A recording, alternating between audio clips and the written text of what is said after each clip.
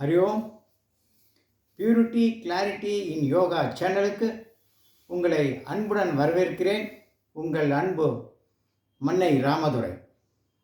இன்னைக்கு விஷயம் போட்டியாளர்கள் யார்? Diabetics, BP, gastric. First, second, third prize. ஆறுதல் பரிசு மூட்டு வலி, பாத எரிச்சல், sciatica, cervical spontaneous Parkinson, vertigo. இதெல்லாம் ஆறுதல் பரிசு. இதெல்லாம் வாதம் சம்பந்தப்பட்டது. சரி, முதல் இடத்துல இருக்கிற டயபெட்டிக்ஸ், சர்க்கரை வியாதி. அதுக்கு ஒரு தீர்வு. ஒன்றும் பெரிய விஷயம் ஒன்றும் இல்லை. அது இதுக்கு மூல காரணம் ஜெனட்டிக் ப்ராப்ளம் சொல்லுவாங்க, சரி பரம்பரை வியாதின்னு சொல்லுவாங்க. ஆனால் அந்த காலத்தில் இதேமாரி யோக நெறிமுறைப்படி செஞ்சாங்களாங்கிறது கொஞ்சம் கஷ்டம்தான். ஆனால் இப்போ இந்த யோக நெறிமுறைப்படி அதை நம்ம கட்டுப்பாடுக்குள்ளே கொண்டு வரலாம். எப்படி? ரெண்டு முத்திரைகள் செஞ்சால் போகிறோம். ஆனால் நிறைய முத்திரைகள் இருக்குது.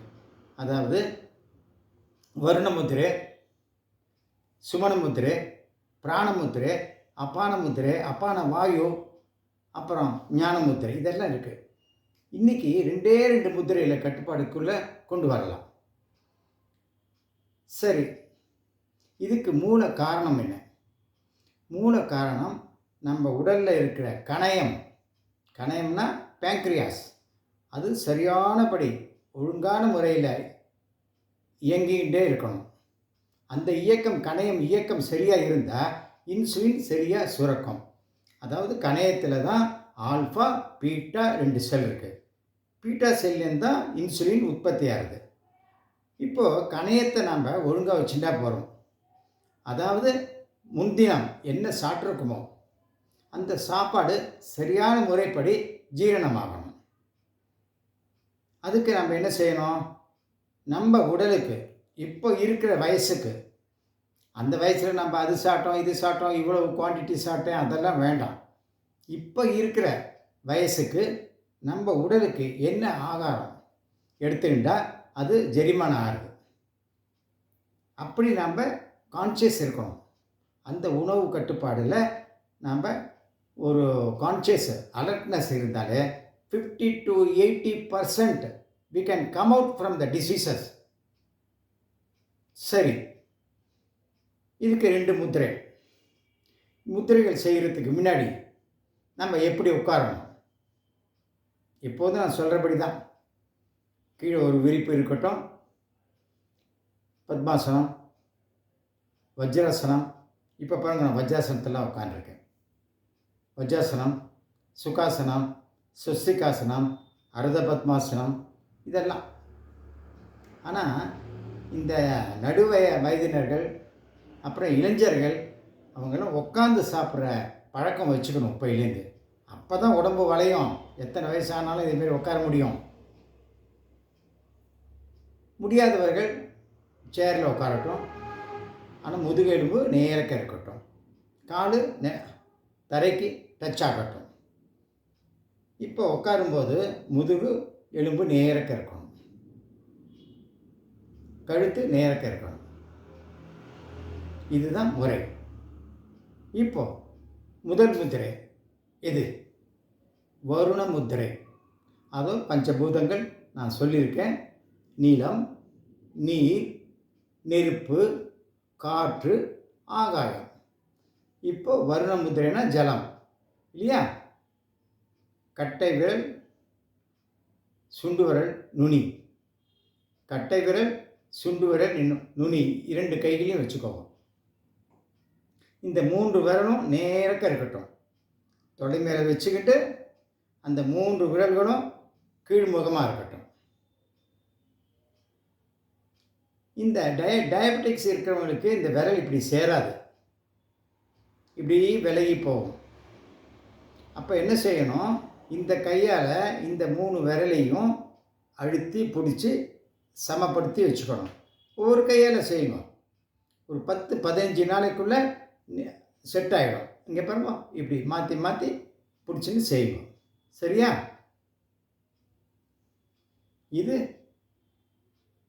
2-3 மினிட்ஸ்லேருந்து 5 மினிட்ஸ் வரைக்கும் செய்யும்போது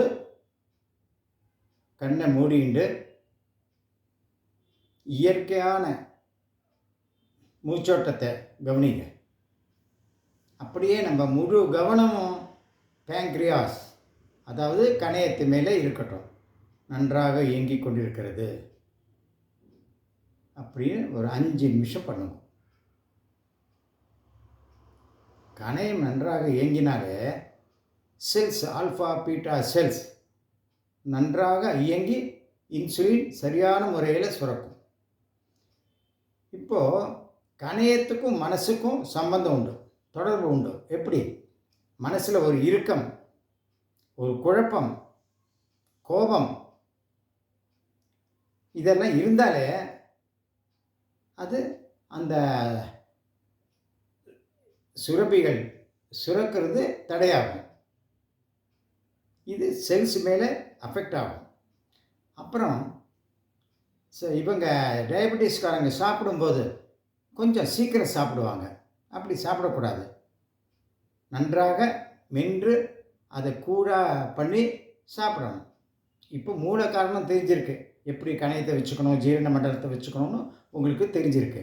இப்போது முதல் முத்திரை செஞ்சுருக்கீங்க. 2வது முத்திரை சுமுன முத்திரை. எப்படி? இது நமஸ்காரம் பண்ணும்போது இப்படி தான் பண்ணுவோம். இதுக்கு அஞ்சலி முத்திரைன்னு பேர். இந்த அஞ்சலி முத்திரையை பாருங்க, அப்படியே திருப்பிடுங்க. திருப்பிட்டீங்களா? கட்டை விரல் மேல் நோக்கி இருக்கட்டும். ஒவ்வொரு விரலும் நகத்துக்கு நகை டச் ஆகட்டும். இதுவும் அப்படி தான், நகத்துக்கு நகை டச் ஆகாது டயபெட்டிக் பேஷண்ட்ஸுக்கு. அப்போ என்ன செய்யணும்? எந்தெந்த நகம் டச் ஆகலையோ, ஏன்னா நகம் மேலே கீழே இருக்கும், நடுபாகம், நல்லா ப்ரெஸ் பண்ணி நகத்தை டச் பண்ணுங்க, ப்ரெஸ் பண்ணுங்க. ஒரு 10-15 நாள் பண்ணி நகத்துக்கு நகம் சேர்த்து 2 கட்டை விரலும் மேல் நோக்கி இருக்கட்டும். அதே மாதிரி தான் கண்ணை மூடி இயற்கை மூச்சோட்டத்தை கவனிங்க. நம்ம கணையம் நன்றாக இயங்கி கொண்டிருக்கிறது அப்படின்னு நம்ம கணையத்து மேலே, அதாவது பேங்க்ரியாஸ் மேலே உங்கள் முழு கவனம் இருக்கட்டும். வந்துடுங்க. இதுவும் 3லேருந்து 5 நிமிஷம். இது 2 முத்திரைகளும் காலை, மத்தியானம், இரவு சாப்பிடுவதற்கு முன் செய்யுங்க. செஞ்சிங்களா? ஆச்சு. உணவில் ஒரு கட்டுப்பாடு இருக்கட்டும். நான் சொல்லியிருக்கேன் ஆல்ரெடி, கணையத்து மேலே ஒரு அலர்ட்னஸ் இருக்கட்டும்னு சொல்லி. அதே மாதிரி பசிக்கும்போது சாப்பிடணும். உணவில் ஒரு கட்டுப்பாடு இருக்கணும். எது ஜீரணமாகிறதோ உங்களுக்கு அந்த உணவு மேலே மாத்திரம் கவனம் வச்சு அதை சாப்பிடுங்க. You can come out 50-80%. சரி, இது ஆகாரத்தில் மருந்து மாதிரி வாரத்துக்கு 2 அல்லது 3 முறை ஈஸியாக கிடைக்கிற முருங்கைக்கீரை சேர்த்துக்கோங்க. அதை எந்த விதத்துலையாவது கூட்டு, கறி, குழம்பு அதேமாரி பண்ணி வாரத்தில் 2-3 தடவை சேர்த்துக்கோங்க. அப்புறம் நாகப்பழம், நாவல் பழம்னு சொல்லுவோம், அந்த கொட்டையை இப்போ எப்படி இருந்தாலும் வெயில் காலம் நன்றாக உலர்த்தி அதை பொடி பண்ணி வச்சுக்கோங்க. இல்லை பொடி கிடைக்கிறது, அதை ஒரு 1/2 ஸ்பூன் வெந்நீர்லேயும் கலந்து சாப்பிடுங்க. அதுவும் 2 அல்ல 3 நாள் வாரத்துக்கு. அப்புறம் கொய்யாப்பழம் கிடைக்கும் இந்த சீசனில். கொய்யாப்பழமும் 2 to 3 டேஸ் சாப்பிடுங்க.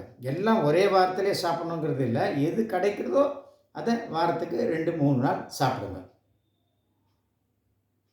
நான் சொன்னதெல்லாம் ஞாபகம் வச்சுக்கிட்டு இதை நீங்கள் 40 நாள் நான் சொன்னபடி செஞ்சுட்டு வந்தீங்கன்னா ஆஃப்டர் 40 டேஸ் செக் பண்ணுங்க. செக் பண்ணினா எல்லாம் குறைஞ்சிருக்கும். புரிஞ்சுதா? இதை நன்றாக நான் சொன்னபடியே நீங்கள் செஞ்சுன்னு வாங்க. ஆஃப்டர் 40 டேஸ் எப்படி இருக்குன்னு பாருங்கள். உங்கள் உடம்புல மாற்றங்கள் நீங்களே கவனிக்கலாம். அப்போ நான் சொன்னால் கூட நீங்கள் இதை செய்கிறத விடவே மாட்டீங்க. லைஃப் லாங் செஞ்சுட்டு இருப்பீங்க. நோயற்ற வாழ்வு, நீங்கள் சுகமாக இருக்கலாம். அப்படிப்பட்ட இந்த முதிரை இன்றைக்கி நான் சொல்லி கொடுத்துருக்கேன், செய்யுங்க. உங்களுக்கு இந்த வீடியோ பிடிச்சிருக்குன்னு நினைக்கிறேன், உபயோகமாக இருக்குன்னு நினைக்கிறேன். லைக் பண்ணுங்கள், ஷேர் பண்ணுங்கள், சப்ஸ்கிரைப் பண்ணுங்க. சர்வே ஜனா சுகினோ பவந்து.